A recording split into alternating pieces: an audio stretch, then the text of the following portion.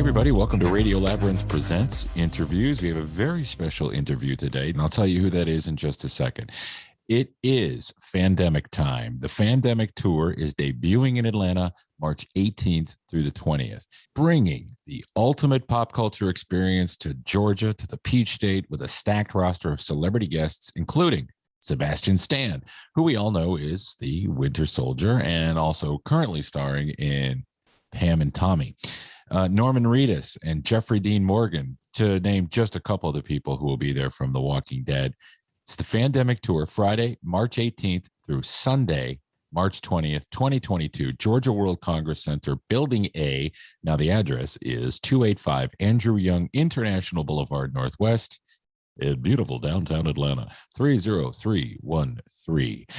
For tickets, you can go and get 3-day general admission passes as well as individual day passes, currently for sale at fandemictour.com. And you can find the entire list of celebrities who are going to be there. It's a good list, too. So just go to the website and check it out. Now, without any further ado, welcome to the show, legendary actor Bruce Campbell. Bruce, welcome to Radio Labyrinth. Thank you for appearing on the show. You are going to be in Atlanta on the 19th and 20th of March at the Georgia World Congress Center for Fandemic. Are you excited? Yeah, things are opening up a little bit, and conventions were sort of the last holdout, and they're starting to open. So I'm all in. I mean, I toured all through the pandemic, but, I did drive-ins in 2020.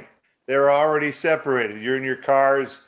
We took photo ops outdoors. We put a zombie dummy between us to keep our distance. We did all kinds of weird crap. So it's nice to go back and actually see faces and, maybe a few fist bumps along the way.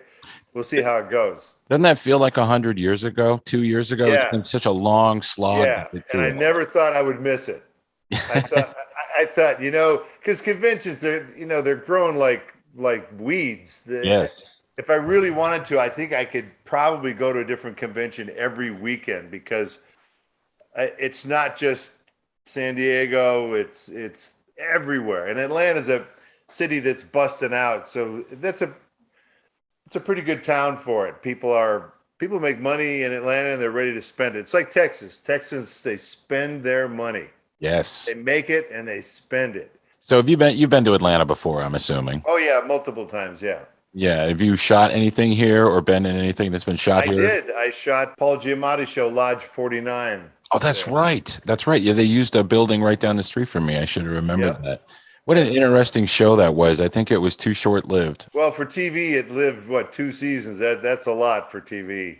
Ash versus Evil Dead managed to last 3 seasons, and we wanted more. Yeah, we did three. We would have had more if anyone knew how to find stars, but what the hell. Yeah, but it was a fun show. That whole universe is just amazing, and as long as it's lasted, I remember being a little kid and going to the video store and renting it, taking it home, popping it in the VCR, and just staring at it, and then watching it again. Well, I'm about to go to Europe to do the post-production on the latest Evil Dead movie that we produced. Nice. Evil Dead Rise. Oh, that's fantastic. There's also a video game coming out, I understand. Yeah, May 13th, I think. I did the voice for Ash. I'm too old to play Ash anymore, but I'll do the voice. My voice hasn't aged as much. Well, you could play him if there's a continuation of Ash versus Evil Dead in some other universe. You can keep playing him. No, Ash is done. I've hung up. All right. I was talking to my boss this morning, and he's just slightly older than me. We do a radio show. I said, I'm going to be interviewing Bruce Campbell today. And he said, Evil Dead guy, right? I said, well, yeah, among other things. He goes, man, I love that guy. And then he just started rattling everything off. So I'm like, well, you get the guys older than me. Well, he's obviously a classy individual. Yes, he is. And I'm like, you got to go home right now and get Bubba Ho-Tep and watch that. When you're here at a convention like this, do you go out and see the city? Do you not have any time? There isn't much time. The truth of it is I'm scheduled for, 6 hours every day. Mm-hmm. And that's all Saturday, all Sunday. So you can get a nice dinner with some friends. What's cool about conventions, these are all my old homies. So yeah, the green room for this one is great. This is a really good lineup. All the Walking Dead yahoos, and I know them from all the conventions in the past. So it's really nice to see those people. And again, I never thought I'd miss any of them. Yeah. But here we go. Hey, there's Elvira, there's Shatner, whoever decides to show up. But it's, Norman Reedus, dreamy Norman Reedus, and That's right. Johnny Bernthal. There's a lot of good Michael Rooker I worked with for a while. You ever go party with him? I hear he tears it up when he's in town. I think all of those Walking Dead guys are people you don't want to hang out with in your off hours. They come in with the sunglasses on and they don't take them off. He was at a convention here. I think it was 2013, and he was with my old radio station. We did a promotion with him, and afterwards we hung out for a while. And then around 1 o'clock in the morning, I got a call. Man, you got to come down to the Pink Pony. Get your ass down here. Come on, get down here. Don't be a pussy. And I got to get up in 2 hours. I don't care. Yeah, I would have loved to have done it, but sleep was important. Yeah, I hear you, man. Especially with a kid now. Sorry, Rooker. Pivoting away from the con and of course talking about Evil Dead, you played Ronald Reagan in season 2 of Fargo. Did you have to do anything special to prepare for that role? Were you thinking of yourself as an actor playing an actor or an actor playing a president? Wow, that's very insightful. My buddy John Cameron, who produced Fargo, we go back to high school. Mm-hmm. And so we graduated in 76, and then the 80s came, and that was the Reagan era. So I must have imitated Reagan for 10 years in front of him, and he would imitate him, I would imitate him. And then John becomes a producer, and next thing you know, he's doing Fargo, and the part came up, and John's like, let's get Campbell. He can do Reagan. But the trick was to do the not SNL version of Reagan or the Johnny Carson, the Rich Little version. So it was really just to dial it all down enough so that, you had the cadence and all of that business, but you didn't go crazy with it because he was just a guy. Right. And obviously, whenever you give a speech, you are more pronounced as a politician. But, I always told Reagan's funny. He joked about the Russians. I love the fact the Russians, we have an invasion now. And Reagan, his favorite joke was there's 3 guys in a Russian prison. And they turn to the one guy and go, what are you in here for? He goes, I voted for Slansky. They go, oh. Turn to the next guy. What are you in here for? He goes, I voted against Slansky.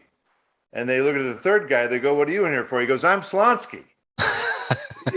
So, I mean, that's the Russian example. Just throw everybody in. And, the protests in Moscow, they get them as they come up off the subway. If you got a sign in your hand, you're going right in the van. Yep. We're not waiting for anything. So I never thought it would go back to those. I mean, it's probably not as dramatically awful as it was in the 80s when it all wound down. But, we've gone almost a generation and a half now. I never thought that would happen again. But no, but the coolest thing is now we never had that global ability to shut shit down like across the board. Right. Like, this isn't random countries doing this.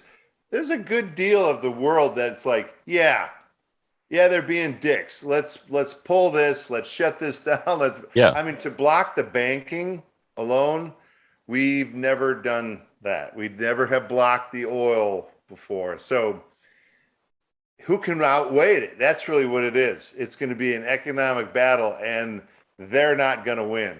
No, absolutely not. They're not going to develop their own PlayStations and sodas and nope. Not going to happen, especially if McDonald's isn't even serving there, temporarily. Right. You can't get a Big Mac for a month. That's the difference now. This is where the world can shut you down. Yeah. You can be canceled now by the entire world, which is just, we never saw that before either. No, nothing like that ever. So there's kind of good crazy shit happening and bad crazy shit happening. But the world finds it much quicker. Every Ukrainian with a phone, they're putting that image up. And the Russians are still like, what? We're helping our neighbor. What? Because my doctor he escaped the Soviet Union, so he's older, but he always says, Putin is a piece of shit. Yeah, a powerful piece of shit. Yeah. But I think this might do it for the old boy. Well, I hope so. All these guys, all the dictators, they take one step across the dick line. And then they become taters. Even Putin could get canceled, but he'll be canceled by his own people. Because if the ruble doesn't work anymore, guess what? they're going to be pissed. Another role pivoting away that fans really, really love is your take on Elvis in Bubba Ho-Tep. Are you an Elvis fan? Are you a fan of that genre? No. When okay. I graduated in 76 from high school, he was dead in 77. Elvis was always the bloated Hawaii comeback, imitating his former self in the big stretchy jumpsuit. So Elvis was kind of a joke in my high school days. It wasn't until later, I'm going to play this part. So you do a little research. Like Elvis in the 70s, early 70s, Vegas, untouchable. The guy destroyed the place every night. But what happens is it starts to wear on you. You get bored. Oh, we're back in the same old town, same old venue. And even for Elvis, I'm bored, man. And so it was fun to play him, and it was fun to play the 68-year-old version of him, so you don't get those Kurt Russell comparisons as much. Kurt Russell shooting the TV set in a TV movie. I remember that. Yeah, exactly. My mom was an obsessed Elvis fan, so I remember the day he died because it was sobbing for the next 3 days straight, and then the album. The guy he had it. Yeah, he had it, and when he lost it big. It's an interesting role in a really fun movie. So if you haven't seen it, Joe Lansdale's a great writer, always has been, and he wrote a very unique story that they've tried to do a sequel, and I never jumped on board because I never felt it matched that initial script. Sequels are like heroin. You're chasing that first buzz for the rest of your life, and you're never going to get it. No.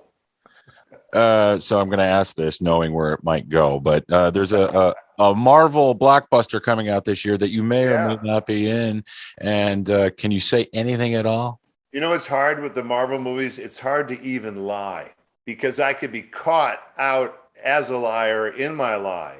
If I told you I think I'm not in it, I could still wind up being in it. They make about 86 of these movies at the same time. So even Sam Raimi has had to film additional material that was not in the original script. Okay. Because now we're going to put Captain Stinko in and introduce him at the end because we're going to spin him off here. Right. So they've always had to add and subtract as they go. So even if I were to have done a pivotal cameo, because I only do pivotal cameos and I can explain if you see it. But we won't really know the answer until May. Well, that's right. And the movie I'm talking about is Doctor Strange in the Multiverse of Madness. If I were Benedict Cumberbatch, I would be worried that I would get cut out. He's been in the news lately. Benedict Cumberbatch. That's right. Yeah. What I'm talking about is the guy doesn't like cowboy movies to have Sam Elliott. Yeah. But, look, there's the old school Western guys and there's the new school Western guys. And it's not like there weren't gay people in the West, but you just didn't do movies about them. Right. And now you're doing movies about them, and it upsets some people who are like, the ridiculous thing about Westerns, in my opinion, the only accurate Western ever made was The Unforgiven. Yep. By Clint Eastwood. You shoot a guy, he doesn't necessarily die. Sometimes he suffers out in the sun to the point where Clint Eastwood goes, "Get him some water, God damn it." The guy who's the braggadocious gunfighter, never killed anyone. The guy who claims he's a good shot is blind as a bat. The guy who does actually kill people, the Clint Eastwood character, has nightmares. Yeah, he hates it. The sheriff is not just an asshole. He's trying to fix the leaks in his roof. Just a normal guy. Just a normal guy. Clint Eastwood can't even get on his horse. The horse goes around in circles. And that's some of these guys, it would take 20 minutes to get on your horse. And that's just the way it is. Yeah. Just running and jumping shit and landing on it. Fuck off. So it took the guy, ironically, who created the Western cliche to kill it. And at the end, he gets his revenge. Does he go out in a blaze of glory? No. He goes off to San Francisco and is relatively successful as a dry goods salesman. Like, what kind of story is that? So would Sam Elliott hate that one? Very possibly, but it's got Clint, so all is forgiven.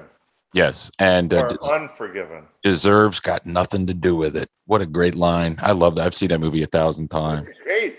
It's an absolutely great movie. Well, I love them. I just finished 1883, and I loved that. It was a fun show. But yeah, the universe is so big for films and television now that you can make anything, and there's something for everybody. So, Television is awesome right now. hmm I have a list of shit that I'm just never going to catch up to. I keep seeing new shows going, wow. yeah, I just finished Pam and Tommy. that was fun. My wife called it my little Oh, porn those show, two but actors. Oh my yeah, God. they were I think great. Sebastian is at the convention this weekend, Yeah, he is. Yep. and I'm going to bug him not about seeing his penis. I'm Yeah. not going to ask to see that, but he was awesome.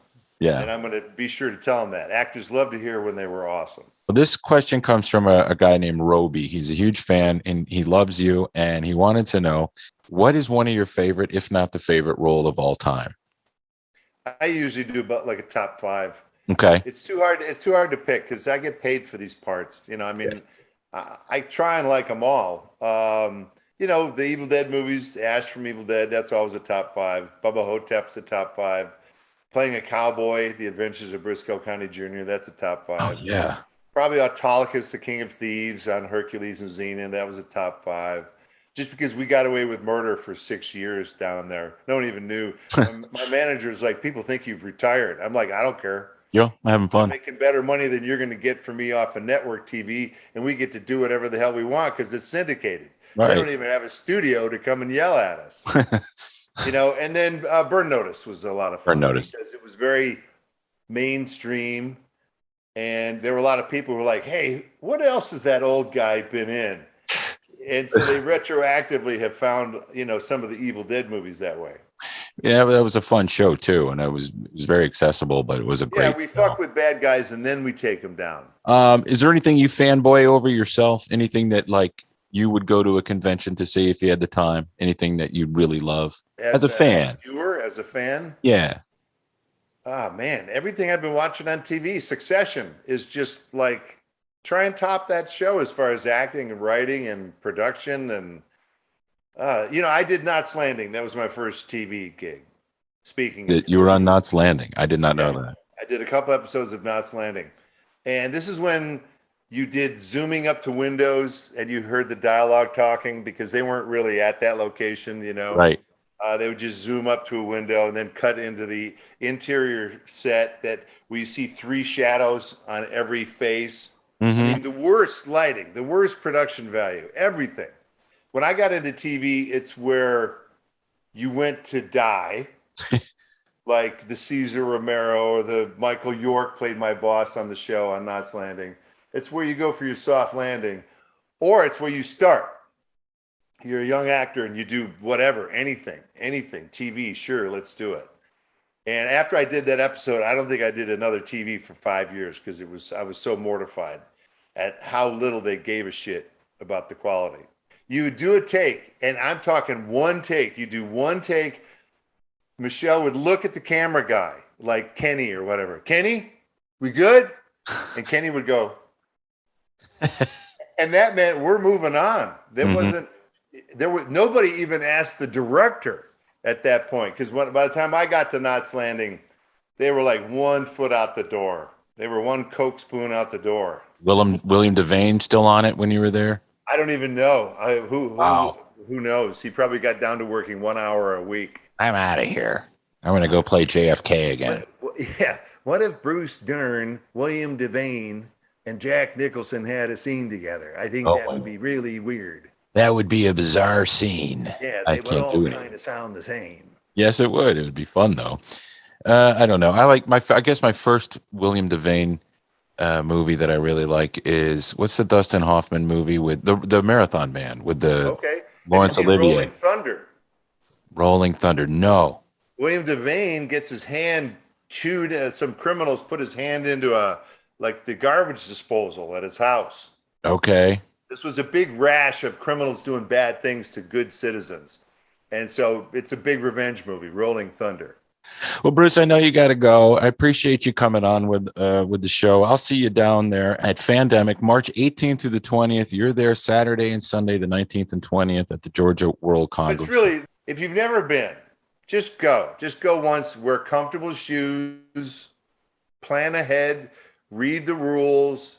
look at the schedules. Actors put schedules of when they sign stuff. So if you want my autograph, I'll put up a schedule at some point on Twitter but pay attention, because otherwise you won't miss stuff, and you'll know what the deal is about buying certain tickets and VIP tickets and all that. So you can spend a lot or you can spend a little. You can walk around and just have fun. But, the old days, it used to be actors like me who worked 30 years ago, 40 years ago. Now it's actors who are in TV shows right now. Yep. So the old days, it was hard to see a contemporary actor. You only saw the Lou Ferrignos or the Shatners or things like that. Now it's everybody who's in The Walking Dead, It's a good change for conventions. It's much more current, much more relatable. It's current, and the crowds grow every single year. But it's a great experience because you get to see people in costume and you get to interact with people that are into the same shit that you're into. The other suggestion, if you wait 2 hours in line for somebody's autograph, think of something to say. Yeah. Thanks. It's astounding. Like, my favorite joke is they turn and walk away. I go, hey, nice talking to you. They just hand the thing to you. They look at the floor. It's like, so I just ask questions. Like, okay, what do you do? Where are you from? What's your story, Morning Glory? And you get it out of them. And sometimes it takes a lot, because there are some socially uncomfortable aspects of fandom where they live vicariously, but that's not who they are. They want to be Spider-Man, but they're not. They're very shy and introverted. So, but I can't imagine waiting all that time in line to meet somebody and not talking to them. Yeah, you would be surprised if you waited in line and Kirk Douglas was your guy. Yeah, and you finally saw him. You might actually just get all verklempt, Right. You don't know. I mean, I've met a few big shots where it's like, oh, that's happened to me. I've interviewed a lot of people, and sometimes I still get nervous. It makes sense. It all depends on the ilk of that person, what they represented to you, and whether they are intimidating as an individual or like a rock and roller. Sometimes that would probably be intimidating. The guys who would like turn the shit over and walk out of the studio, the volatile. Exactly. Types.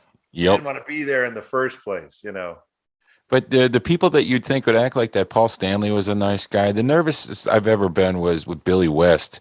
And I managed to get through it. We did an hour with Billy West from Futurama and all those animation. Isn't that weird, though? You don't know. You just don't know who's going to affect you. Up on you. Well, good. We'll have fun, and we're going to have fun at this event. Yes. And come on down. Bring little Billy. They're way more kid-friendly now, these things. They'll probably give you fake tattoos. You might be able to get a real tattoo there. Yeah. I got my first one by a guy who does a lot of tattoos at conventions. It's a scroll and it's a pig face and that's neat. It's ni hablascaris, forget not. That's the motto. Forget not. Well, don't forget about, that's such a radio cliche. Don't forget about Fandemic coming your way at the Georgia. Well done. Perfect transition. Thank you very much, man. I'll see you this weekend. You too. Okay, thank you. Come and say hi. I will.